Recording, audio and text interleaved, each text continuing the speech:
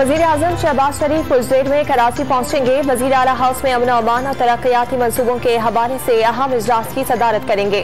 वज़ार कायद पर हाजिरी के बाद MQM बहादराबाद ऑफिस का दौरा भी शेड्यूल में शामिल।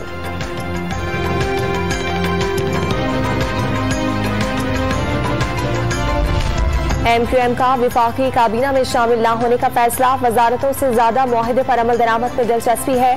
साबिक विफाकी वजीर अमीनुल हक की डॉन न्यूज से गुफ्तगू। वजीर आजम की बहादराबाद ऑफिस आमद पर कराची के मसाइल सामने रखेंगे। शहर के लिए मजीद पैकेज के ऐलान की ख्वाहिश जाहिर कर दी।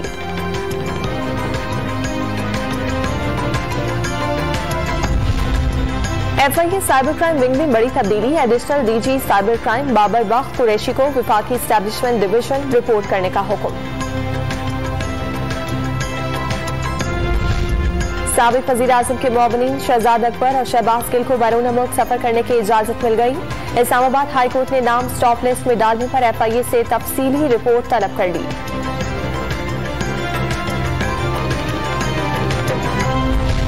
PTI आज पेशावर से अवामी राब्ता मुहिम का आगाज करेगी। साबिक वजीर आजम इमरान खान जलसे से खिताब करेंगे। रिंग रोड पर जलसा आम की तैयारियां मुकम्मल। जलसे की हिकमत अमली और सियासी सूरत हाल पर मुशावरत के लिए इमरान खान ने सियासी कमेटी का इजलास भी तलब कर लिया।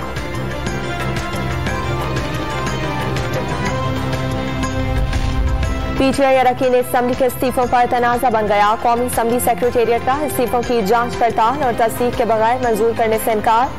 कायम मुकाम स्पीकर कासिम सूरी ने मंजूरी का नोटिफिकेशन जारी करने का हुक्म दिया था।